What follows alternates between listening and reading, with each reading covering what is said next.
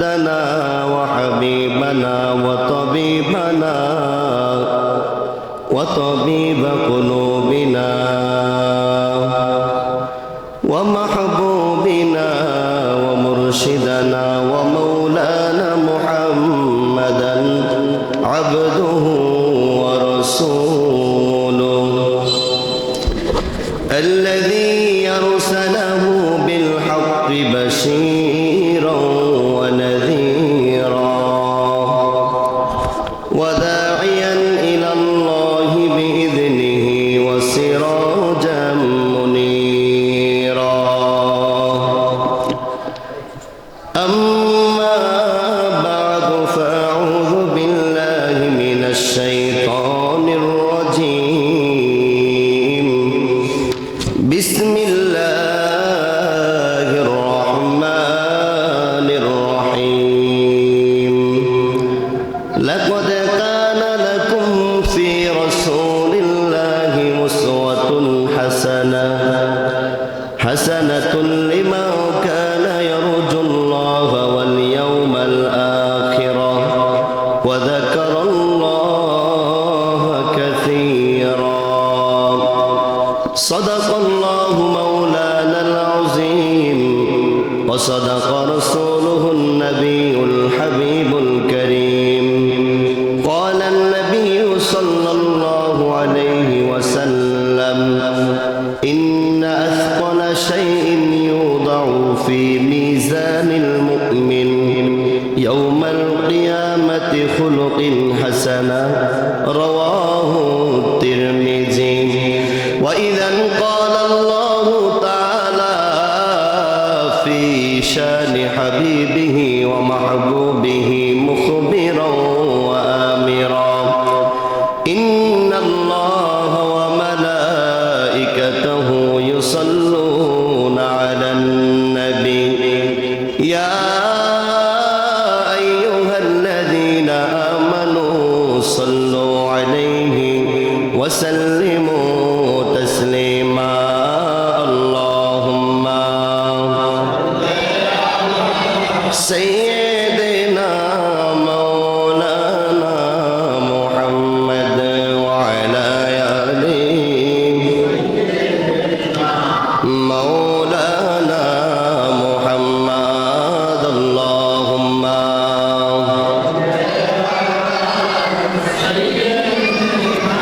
مولانا محمد وعلى آل سيدنا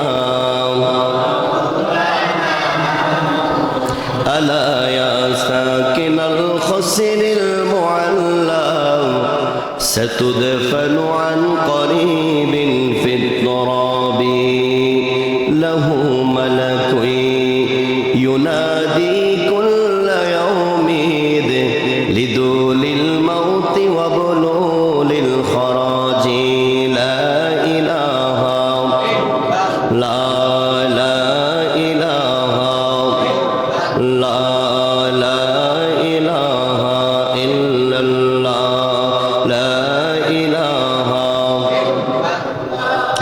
لا إله لا إله إلا الله محمد رسول الله صلى الله عليه وسلم الله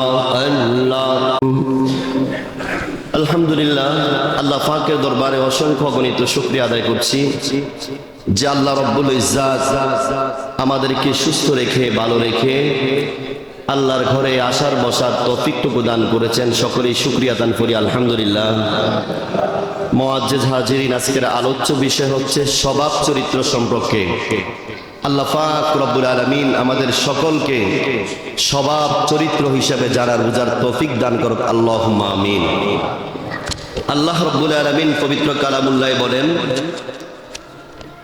লাকাদ কানা লাকুম ফি রাসূলিল্লাহি উসওয়াতুন হাসানাতুন লিমান কানা ইয়ারজুল্লাহা ওয়াল ইয়াউমাল আখির কন্না সুবহানাল্লাহ তোমাদের মধ্যে যারা আল্লাহকে পাইতে চায় এবং যারা শেষ বিচারের দিনে নাজাত পাইতে চায় তারা যেন অধিক পরিমাণ জিকির করে কন্যা সুবহানাল্লাহ তাদের জন্য রাসূল করিম সাল্লাল্লাহু আলাইহি ওয়াসাল্লামের মধ্য থেকে সুন্দরতম আদর্শ রয়েছেন। জোরে সুরে কন্যা সুবহানাল্লাহ। আমরা পবিত্র নামের উপরে জিকির করেছি, আল্লাহ পাক রব্বুল আলামিন কবুল করো সকলে আল্লাহুম্মা আমিন। রাসূল করিম সাল্লাল্লাহু আলাইহি ওয়াসাল্লাম জিন্দেগি অবস্থায় উহুদের যুদ্ধে রাসূল করিম সাল্লাল্লাহু আলাইহি ওয়াসাল্লাম যখন সুস্থ শরীর নিয়ে আছেন যুদ্ধে আগমন করেছিলেন, কাফের মুশরিকেরা এমন ভাবে আঘাত করেছিলেন ডান দিক থেকে 7টা দাঁত শহীদ হয়ে গেছেন। কন্যা আল্লাহু আকবার।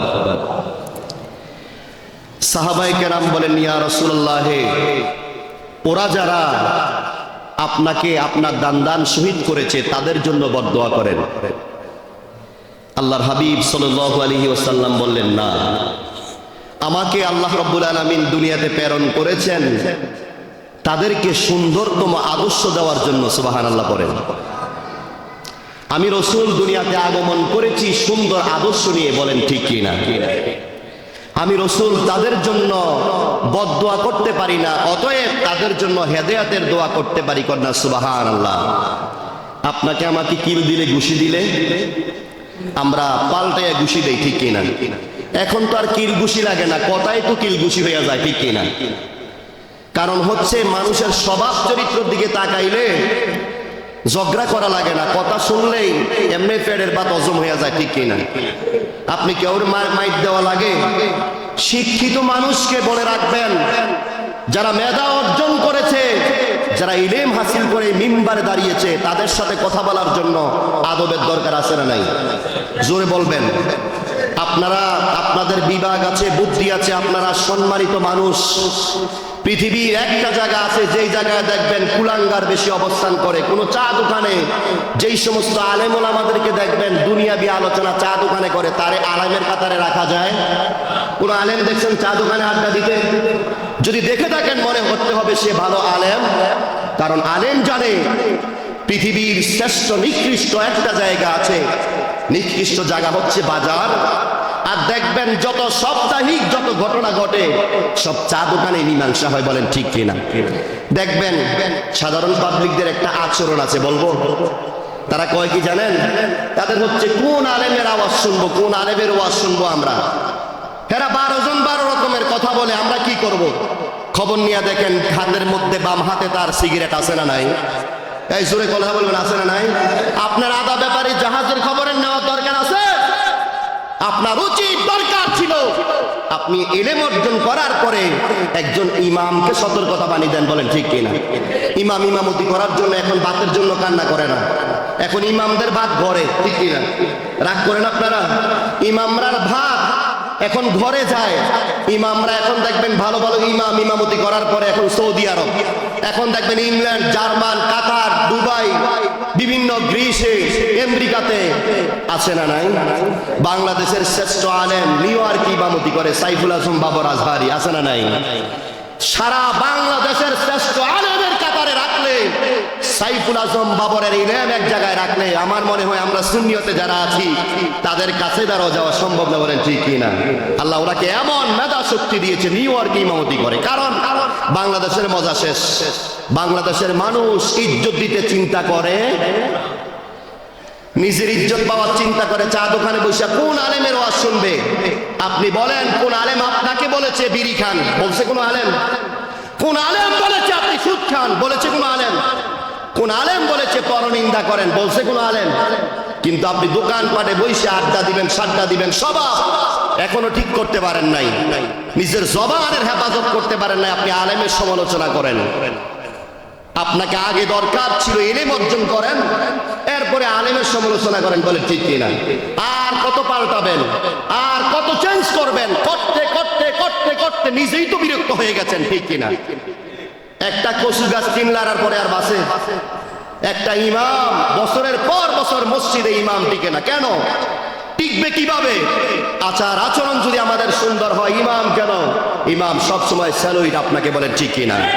যদি আচরণ ঠিক না হয়, খোদার কসম জেনে রাখবেন কোনদিন ইমাম আপনার পাবন্দি হয়ে যারা ইমামতি করবে, হতে পারে আমার মতো যাদের ইলম কালাম নাই তারা হতে পারে করবে, বলেন ঠিক কিনা?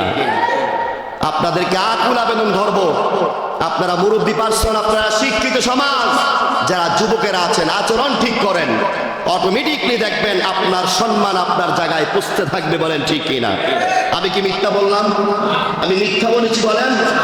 আর কত হবে? প্রত্যেকটা সমাজে দেখেন, প্রত্যেকটা মসজিদে দেখেন, ইমাম টিকছে না, মুয়াজ্জিন টিকছে না, বিরক্ততা হয়ে এখন ইমাম আর ইমামতি করতে রাজি। এখন অন্য কর্ম করি, কারণ অন্য ধর্মের মধ্যে তো সম্মান আছে, আমাদেরটা তো আর সম্মান নাই। ঠিক কিনা? আমরা কি টাকার জন্য গোলামি করি? আল্লাহ পাক সবাইকে বুঝার তৌফিক দান করুক, সকলে বলি আল্লাহুম্মা আমিন। যেই কথাটুকু বলতেছিলাম, সাহাবায়ে কেরাম বলছেন, ইয়া রাসূলুল্লাহ, তাদের জন্য অভিশাপ দেন। বলে কারা? যারা আপনার দান শহীদ করেছে। কয় না, তাদের জন্য অভিশাপ দেওয়া যাবে। এই ইমামদেরকে মর্যাদা দিয়েছেন আল উলামা ওয়ারাসাতুল আম্বিয়া।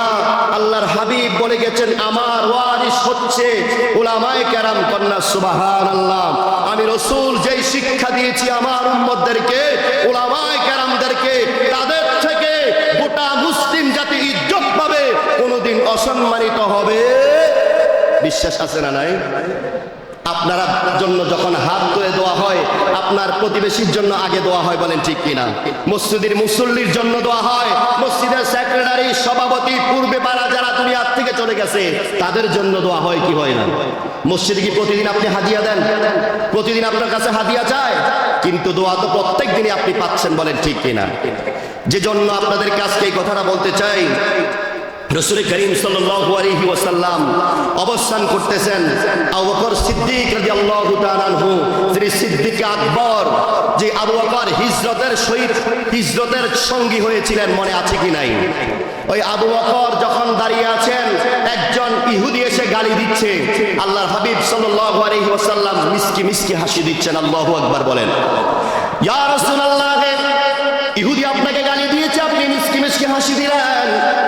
এবার আবার যখন উগ্রতার সহিত গালি দিচ্ছেন, মায়ার নবী মনটা খারাপ করে বসার থেকে দাঁড়িয়ে গেলেন। কন্যা আল্লাহু আকবার।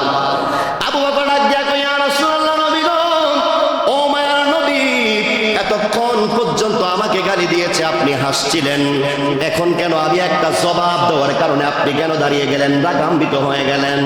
মায়ার নবী ডাক দিয়া কয়, আবু বকর, তুমি জানো না, যখন তোমাকে গালি দিয়েছিল, তুমি যখন জবাব দাও নাই, তখন রহমতের ফেরেশতা তোমার জন্য জবাব দিয়েছে। কন্যা সুবহানাল্লাহ। বাড়ি যেয়ে কইবেন তাইলে নাকি? সুবহানাল্লাহ বাড়ি যেয়ে কইবেন? আশ্চর্যকর। সুবহানাল্লাহ দরকার আছে না? সুবহানাল্লাহ অনেক বড় মর্যাদা। হাদিস শরীফ প্রমাণ করে, সাহাবায়ে কেরাম বলেন, ইয়া রাসূলুল্লাহ, সুবহানাল্লাহর মর্যাদা কি? আল্লাহর হাবিব সাল্লাল্লাহু আলাইহি ওয়াসাল্লাম বলেন, যদি কেউ আল্লাহকে রাজি খুশি করতে গিয়ে কোনো একবার আল্লাহর নিদর্শন দেখে সুবহানাল্লাহ বলে, জান্নাতে তার জন্য এত বড় একটা ঘর তৈরি করা হয় ইয়াকুত পাথর দিয়ে। গোটা বিশ্বে যত দামি ঘোড়া আছে, আল্লাহর জান্নাতের মধ্যে শ্রেষ্ঠ যেই ঘোড়াটা আছে, তাকে যদি 500 বছরের খাবার একবারে খাওয়ানো হয়, আর যদি বলে তুমি দৌড়াইতে থাকো, 500 বছর দৌড়াইয়া যতটুকু যাবে, সুবহানাল্লাহ বলার কারণে তার জন্য জান্নাতে এত বড় একটা ঘর নির্মাণ করা হবে। কন্যা সুবহানাল্লাহ। সুবহানাল্লাহ বলে লাভ না লস? জোরে গান বলার দরকার আছে তো নাকি? আল্লাহ পাক কবুল করুক, সকলে বলি আমিন। আমরা কি রাগান্বিত মনে হয়? আমরা আপনাদেরকে বলি কেন? আপনাদের ছোট ছেলের সন্তানের মতো আমরা, ঠিক কিনা? আপনাদের দোয়ায় বিভিন্ন জায়গায় তো বিভিন্ন মজলিসে আমরা কথা বলি না? তো আমাদের কলিজাটা তো আল্লাহর কোরআন, রসুলের হাদিস বলতে সমস্যা কি? আমাদের গর্দান তো আল্লাহ উঁচু করে দিয়েছে, আমরা কেন নিচে থাকবো? বলেন ঠিক কিনা? এতক্ষণ যাবৎ যা কিছু বলেছি সব আল্লাহর রসুলের নিদর্শন অনুযায়ী কথা বলেছি। বলেন ঠিক কিনা? এবার হঠাৎ করে আল্লাহর হাবিব সাল্লাল্লাহু আলাইহি ওয়াসাল্লামের সামনে আরেকজন ইহুদি এসে সালাম বিনিময় করেছে, ভান করে বলছে, আপনি মরে যান। বলেন নাউজুবিল্লাহ। এবার যখন এই কথাটা বললেন, মায়া নবী উত্তরে বললেন, আপনারাও মরে যান। ওভাবে বাসায় বলে দিয়েছেন। মা আয়েশা সিদ্দিকা রাদিয়াল্লাহু তাআলা আনহা রাগান্বিত হয়ে গেলেন, ইয়া রাসূলুল্লাহ, কত বড় কালিষ্ঠ মানুষ, নিকৃষ্ট মানুষ, সে আপনাকে বলেছে আপনি মরে যান। মা আয়েশা সিদ্দিকা রাদিয়াল্লাহু তাআলা আনহা যখন একটু রাগান্বিত হয়ে গেলেন, মায়ের নবী রাগ দিয়া কয়, আয়েশা রে, ভাষা কোনোদিন কর্কশ ভাষায় কথা বলা যাবে না, বলেন ঠিক কিনা? কোনোদিন রাগান্বিত হয়ে কথা বলা যাবে না, কারণ ওই আল্লাহর সৃষ্টির দিকে তাকাও। আল্লাহ মুসলমানদেরকে নমনীয়তা শিখিয়েছেন, আল্লাহ মুসলমানদেরকে ভদ্রতা শিখিয়েছেন, আল্লাহ মুসলমানদেরকে শ্রেষ্ঠত্ব বলে জানিয়ে দিয়েছেন। আল্লাহ মানুষের মধ্যে শ্রেষ্ঠ দামি মানুষ মুসলমানদেরকে করেছেন, বলেন ঠিক কিনা? আর আমি হচ্ছি রাহমাতাল লিল আলামিন। গোটা জগতের যত নবী আছে সকল নবীদের শ্রেষ্ঠ নবী বানায়া এই মাসে মেরাজ করেছেন আমার আল্লাহ। কন্যা সুবহানাল্লাহ, আরো জোরে জোরে কন্যা সুবহানাল্লাহ। দুনিয়ার মুসলমান, এমন একটা মাসে আমরা হাজির হয়েছি জুমার নামাজ পড়ার জন্য রে মুসলমান, যেই মাসের মধ্যে আল্লাহ ডাক দিয়েছেন এমন মায়ার নবী দুনিয়াতে আসার পরে বাবা দেখেন নাই, 6 বছরের পরে মাও হারাইলেন। এবার জিবরাইল ডাক দিয়া কয়ে, জিবরাইল, এই জগতে আমার হাবিবকে কেউ সান্ত্বনা দিতে পারবে না, বলেন ঠিক কিনা? তোমরা চিন্তা কইরো না, আমার বন্ধুরে আমার সানিধ্যে আইনা ওই রজব মাসে আমার সাথে সাক্ষাৎ করায়া, মোলাকাত করায়া, একত্রিত কইরা আমার হাবিবের সাথে আমি একত্রিত হইয়া প্রাণ ভরে খবর নিব। কন্যা সুবহানাল্লাহ, আরো জোরে জোরে কন্যা সুবহানাল্লাহ। দুনিয়ার মুসলমান আজকে দেখবেন যারা সবে মেরাজের বিরোধিতা করে তারা কোনোদিন মেরাজ সম্পর্কে জানা নাই, ধারণা নাই, বলেন ঠিক কিনা? আল্লাহ রাব্বুল আলামিন কয়, যেই মায়ার নবীর দুনিয়াতে এত কষ্ট দিয়েছে, কেউ আদর কইরা তাকে একটু আশ্রয় দেয় নাই, যারা দিয়েছে তাদের স্বার্থের জন্য। কিন্তু আমার হাবিবকে আমি মেরাজের রজনীতে আইনা আমার কাছে লাগাইয়া বসাইয়া একসাথে আমার বন্ধুকে, আমার হাবিবকে রাইকা প্রাণ খুলে খুলে আমার বন্ধুর আরজিগুলি আমি শুনবো। কন্যা সুবহানাল্লাহ। দুনিয়ার মুসলমান মুসা আলাইহিস সালাতু ওয়াস সালাম কোরআনের মধ্যে সবচেয়ে বেশি কথা বলেছেন মুসা নবী। একবার নয়, দুইবার নয়, বারবার আল্লাহর কাছে কয়, আল্লাহ একটু দেখতে চাই, যদি আবদারটা রাখেন। সুবহানাল্লাহ। মুসা আমার সাথে কথা বলতে চান? কয় হ্যাঁ, একটু কথা বলতে চাই। এভাবে তো কত কথা বললাম, একটু সরাসরি দেখতে চাই। কন্যা সুবহানাল্লাহ। আল্লাহ রাব্বুল আলামিন ডাক দিয়া কয়, মুসা, আমি আল্লাহর দেখার সুযোগ নাই, তবে আমার নূরের তাজাল্লির বিন্দু মাত্র 1 আনা পরিমাণ যদি দেই, ওই তুর পাহাড়ের সামনে যে একটু দাঁড়াও, দাঁড়াইলে দেখবা আমার 70,000 পর্দার একটা পর্দা আলগি দিয়া যদি একটু দেখতে চাও, ওই ক্ষমতা আসেনি। কয় আল্লাহ সাহস করে দেখতে চাই। কন্যা সুবহানাল্লাহ। মুসা নবী যখন গেলেন তুর পাহাড়ের সামনে যে দাঁড়াইলেন, হাদিস শরীফ প্রমাণ করে নূরের ঝলকের বিন্দু মাত্র দেখার পরে মুসা আলাইহিস সালাতু ওয়াস সালাম বেহুশ হইয়া জমিনের মধ্যে পড়ে গেলেন। কন্যা সুবহানাল্লাহ। দুনিয়ার মুসলমান, ওই বিশাল বড় পাহাড় এবার জমিনের সাথে মিশ্রিত হয়ে গেল, সুরমা হয়ে গেল। এই সুরমা এখন দুনিয়ার মানুষ ব্যবহার করে কি করে না? একটু নিয়ে দেখেন, আমি ওমরাতে গেছি, একটু নিছি, এত ওজন মনে হয় যে একটু 1 কেজি এরকম মনে হয়। আমি মনে করলাম পাতলা, নিয়ে দেখি এত ভার। পাকিস্তানি এক লোক আমারে বলে, হুজুর এটা আলগি দিয়ে দেখেন তো ওয়াইটটা কেমন। আমি কই মাল তো কম, এত ওজন কেন? কয় এটাই হচ্ছে সুরমা। কন্যা সুবহানাল্লাহ। কিন্তু আপনার আমার নবী সশরীরে আল্লাহর দরবারে মেরাজ করেছেন। সুবহানাল্লাহ। তো যেই কথাটুকু বলতেছিলাম, মা আয়েশা সিদ্দিকা রাদিয়াল্লাহু তাআলা যখন বললেন, ইয়া রাসূলুল্লাহ, এই লোক আপনাকে অভিশাপ দিয়েছে, আপনি মরে যেতেন, আপনি তার কি কিছু বলবেন না? কয় না, তার সাথে তো খারাপ ব্যবহার করা যাবে, কর্কশ ভাষা ছেড়ে দাও, ব্যবহার সুন্দর করো। কারণ মুসলমানের সাবলীল ভাষা হবে, সুন্দর ভাষা হবে। মুসলমানের ভাষা শুনে বিভিন্ন কাফের মুশরিকরা কালিমা পড়ে মুসলমান হয়ে যাবে। কন্যা সুবহানাল্লাহ। বিশ্বাস আছে না নাই? এখন তো একটু ভিন্ন। মাঝে মাঝে শোনা যায় প্রেমে পড়ে কোনো ছেলেরা মেয়ের প্রেমে পড়ে, মুসলমানের সন্তান হিন্দু হয়েছে জীবনে, এরকম একবারেই কম, কোটির মধ্যে একটাও ঘটে না, বলেন ঠিক কিনা? কিন্তু দেখেন বিজাতি অন্য অন্য ধর্মের মানুষগুলি মুসলমানের আলোচনা শুনে, মুসলমানের বয়ান শুনে, রাসূল কারীম সাল্লাল্লাহু আলাইহি ওয়াসাল্লামের প্রেম ভালোবাসার কথা শুনে কত কাফের মুশরিকরা ঈমান এনে মুসলমান হয়েছে, কালিমা পড়েছে। বিশ্বাস আছে না নাই? জোরে কোন আছে না নাই? তাইলে আমাদের ভাষা কি সুন্দর করার দরকার আছে না নাই? জোরে কোন, ভাষা সুন্দর করার দরকার আছে। ভাষা যদি সুন্দর না হয় আবৃত্তি শিখেন, আবৃত্তি তো শিখায়। যারা বিভিন্ন খবর কয়, খবর বলে না, দেখবেন আপনি আমিও কথা বলি, ওদের খবরটা শুনলে এত ভাল লাগে কেন?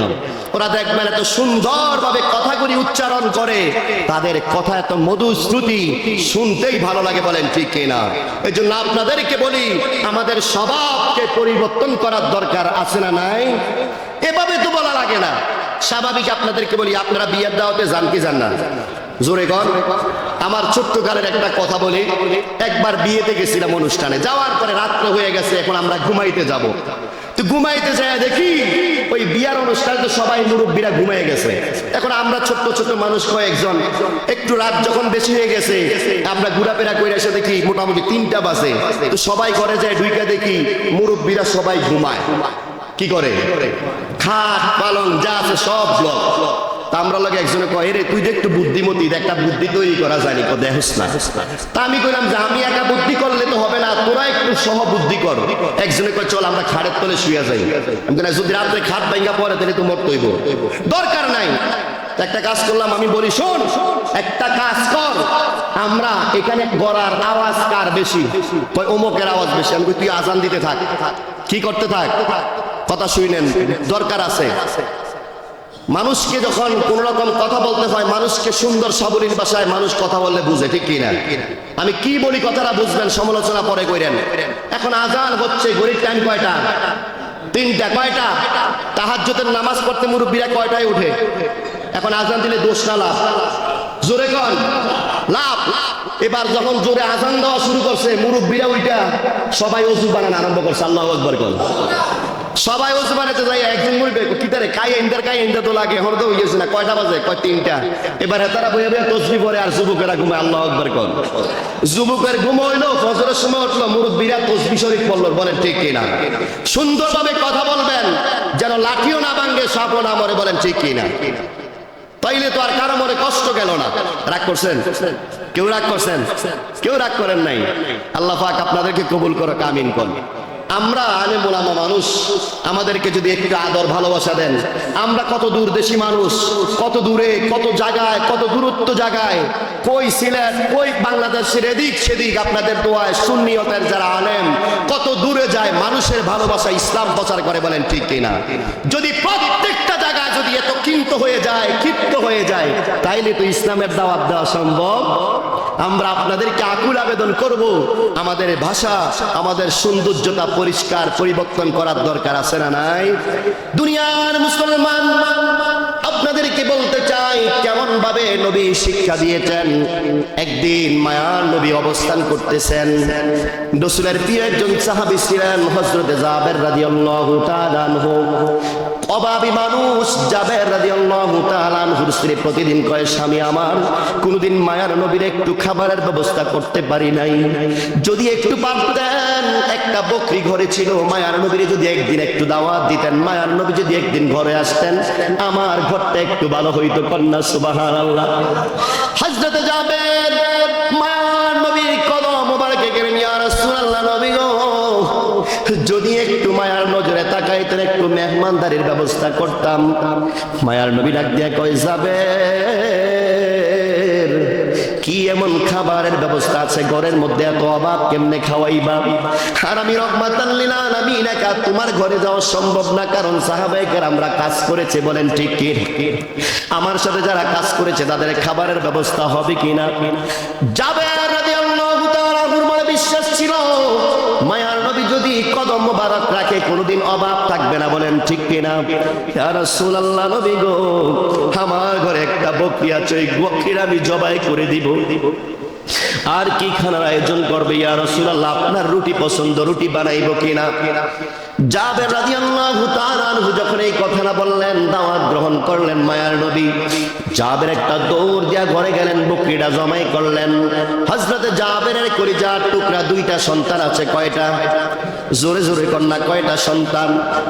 দুনিয়ার মুসলমান, বাবা যখন বকরি জবাই করায় দুইটা সন্তানের বড় সন্তানটা দেখেছে জবাই করার পরে দুইজন পাকশাকের ব্যবস্থা করবে সুন্দর কইরা কুটছে।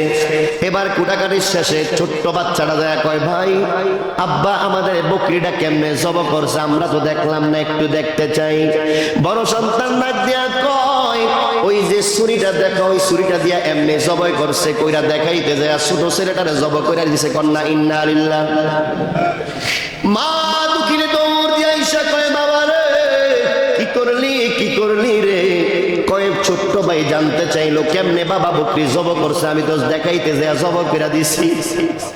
যখন এই কথাটা বললেন বড় সন্তান ভয়ে পাইয়া পাহাড়ের উপর একটা দৌড় দিয়ে উইটা গেছে। ওই পাহাড় যখন মা বললেন নাই মা সব সন্তান ভয় পায়া পাহাড় থেকে নামতে লাইগা ওই সন্তান পয়রা মাথা পাইটা ওই সন্তানটাও ইন্তেকাল করেছে। জোরে কন্যা আল্লাহু আকবার। জাবের রাদিয়াল্লাহু তাআলা একটু ঘরের বাইরে চলে গেলেন। আয়েশা দেখে স্ত্রী আমার এত মন খারাপ কেন? একটু আগে দেখলাম মায়ার নবীরে দাওয়াত দিয়ে আসলাম, মনে বড় আনন্দ। স্ত্রী দুই চোখের পানি ছেড়ে দেওয়ার পরে স্বামী মায়ার নবীকে দাওয়াত দিয়েছি না, কিন্তু একটা ঘটনা বিরাট বড় একটা ঘটনা ঘইটা গেছে। কয় কি ঘটছে? কয় তোমার বড় সন্তান তুমি কিভাবে বকরি জবাই করছে এটা দেখাইতে যায় তোমার ছোট সন্তানকে মেরে ফেলছে, জবাই করে ফেলছে। তারে আমি যখন একটু ধমক দিলাম সে পাহাড়ের উপরে উঠছিল, ওই জায়গা থেকে নামতে যেয়ে ঝাঁপ দেওয়ার পরে আমার ওই সন্তান নামতে গিয়া ওই সন্তানটাও মারা গেছে। কয় তারা কই? ওই যে দেখো ওই জায়গায় শোয়া রাখছি। কয় একটা কাজ করো দুইজন রে বস্তার মধ্যে ঢুকাও। ওই যাবের ডাক দিয়া কয় মায়ার নবী যদি এই কথা শুনে মায়ার নবী আমার ঘরে আর আসবে না, বলেন ঠিক কি না? স্ত্রী আমার কলিজার টুকরা সন্তান বড় না, মায়ার নবী আমার ঘরে আসবে এটাই হচ্ছে আমার কাছে বড়। কন্যা সুবহানাল্লাহ। আরো জোরে জোরে কন্যা সুবহানাল্লাহ। দুনিয়ার মুসলমান স্ত্রী এমন ভাবে চোখের পানি চাটতেছে, কয় খবরদার চোখের পানি পালানো যাবে না, কারণ মায়ার নবী যদি দেখে মায়ার নবী মনে কষ্ট পাইবে, বলেন ঠিক কি না? এবার দুইজনে কাজ করা আরম্ভ করলেন, রান্না বান্নার কাজ করতেছেন, বিভিন্ন সালাত এইটা সেইটা কাটতেছেন। মায়ার নবী চলে আসছেন। ইতিমধ্যে আল্লাহ রাব্বুল আলামিন ডাক দিয়া কয় জিবরাইল, ও জিবরাইল আমার হাবিবকে ঘোষণা করে দাও জাবেরের সন্তান সারা আজকের অনুষ্ঠান সুন্দর হবে না, বলেন ঠিক কি না? এবার যখন এই কথাটা বললেন মায়ার নবী চলে আসছেন, দুইজনকে খাটের নিচে একটা জায়গায় বস্তা বইরা শোয়া রেখে দিয়েছেন। এবার যখন মায়ার নবী ঘরে আসছেন রান্না বান্নার কাজ শেষ হয়েছে, দুইজনের মুখে অনেক হাসি আনন্দ। জাবের রাদিয়াল্লাহু তাআলার স্ত্রী মুখ মন খারাপ করেন নাই, হযরতে জাবেরও মন খারাপ করেন নাই, দুইজন হাসি খুশি আছেন। মায়ার নবী ডাক দিয়ে কয় জাবের খাবারের সবকিছু ব্যবস্থা হয়েছে? কয় হ্যাঁ। ইয়া রাসূলুল্লাহ নবী গো রুটির ব্যবস্থা করেছি, সাহাবায়ে কেরাম যারা আসবেন আপনি সহ আমরা খাবার দাবার একসাথে খাইবো। মায়ার নবী ডাক দেয়া কয়ে যাবে এই অনুষ্ঠানের মধ্যে সবাইকে দেখা যায় কিন্তু তোমার দুইটা সন্তান দেখা যায় না কেন? কন্যা আল্লাহু আকবার। হযরত জাবের ডাক দিয়া কয় ইয়া রাসূলুল্লাহ আমার সন্তানগুলি যদি বলে মরে গেছে মায়ার নবী কষ্ট পাইবে, খানা খাইবে না, বলেন ঠিক কিনা? কয় তারা ঘুমান্ত অবস্থায় ঘুমাইতেছে। কন্যা আল্লাহু আকবার। মায়ার নবী ডাক দিয়া কয় যাবে যাও যাও যাও দুটা সন্তানকে ডাক দাও। কন্যা সুবহানাল্লাহ। নবী যদি কয় ডাক দেয় ঘুমান্ত লোক আর ঘুমাইবনি? হযরত জাবের কয় এখন আমি কি জবাব দিব? আমার সন্তান তো ঘুমায় না, আমার সন্তান তো মারা গেছে। হযরত জাবের যে স্ত্রী কয় স্ত্রী আমার সন্তানকে মায়ার নবী খুঁজ করছে, কি বলবো? কয় যায় বলো মায়ার নবী ডাক দিয়েছে, তুমি ডাক দিতে থাকো। খোদার কসম নে মুসলমান হাদিস শরীফ প্রমাণ করে মায়ার নবী যখন এই কথাটা হযরত জাবেরকে বললেন, জাবের রাদিয়াল্লাহু তাআলা যে সন্তানকে ডাক দিলেন, যেমনি ভাবে মাছ বা কোনো কিছু এক জায়গায় বাইন্ধা রাখলে কতক্ষণ পরে একটু মোড়ামুড়ি দেয় কি দেয় না? হযরত জাবের যখন সন্তানকে ডাক করে ডাক দিলেন দেখে ওই সন্তানগুলি বস্তার থেকে কুড়ামুড়ি আরম্ভ করছে। কন্যা আল্লাহু আকবার। আরো জোরে কন্যা আল্লাহু আকবার। পেছনে তারা রোজা রাখছে, শুক্রবারে রোজা রাখছেন আপনারা? আসেননি আপনারা সবাই? এবার হযরত জাবের যখন ডাক দিলেন সন্তান মায়ার নবী ডাক দিয়েছেন, দুইজনে কোরামুরি আনন্দ করছেন। জাবের কই নিশ্চয় আমার সন্তানরা মনে জিন্দা হয়ে গেছে, কন্যা সুবহানাল্লাহ। যখন ডাক দিলেন একের পর এক সন্তান গুলি বের হয়ে গেল। এবার জাবের ডাক দিয়া কই, ইয়া রাসূলুল্লাহ নবী গো, কেমন মুজিজা দেখাইলেন, আমার সন্তান গুলি তো এভাবেই মারা গেছে। কই আমি রাসূল জানি, কন্যা সুবহানাল্লাহ। কারণ জিবরাইল আলাইহিস সালাতু ওয়াস সালাম ঘোষণা দিয়েছেন, ইয়া রাসূলুল্লাহ জাবেরের সন্তানগুলি দুনিয়ায় নাই, আপনি হুকুম করেন ওই মৃত সন্তানগুলি জিন্দা হয়ে চলে আসবে, কন্যা সুবহানাল্লাহ। আল্লাহ পাক সকলকে কবুল করুক, সকলে বলি আমিন। আপনারা যারা, আমি জানি এই মাসটা হচ্ছে আমাদের সকলের একটা প্রিয় মাস, রজব মাস সামনে আসতেছে। সামনের জুমায় মিরাজ সম্পর্কে আলোচনা হবে, প্রাণ ভরে আমরা আলোচনা শুনবো, আল্লাহ যদি হায়াতি জিন্দেগি আমাদেরকে বাঁচায়। সামনে মিরাজের আলোচনা এসেছে, আমরা প্রাণ ভরে আমরা শুনবো। আর আপনাদের কাছে আকুল আবেদন থাকবে, এটা আমাদের মুখের বচন, আমাদের ভালোবাসা একে অপরের প্রতি রাখার দরকার আছে না নাই? একটা কথা মনে রাখবেন, যেটা টাকা দিয়ে হয় না, যেটা সময় দিয়ে হয় না, এটা মুখের বচন দিয়ে হয়, কন্যা ঠিক কিনা? মানুষের সাথে যখন সুন্দর সাবলীল ভাষায় কথা বলবেন, মানুষের মন জুড়িয়ে যাবে, কন্যা ঠিক কিনা? আল্লাহ পাক রব্বুল আলামিন আমাদের সকলকে কবুল করুক। মা আলাইনা ইল্লাল বালাগ। যারা সুন্নাত করেন নাই সুন্নাত করুন, যারা সুন্নাত করেছেন দুরূদ শরীফ পড়তে থাকুন।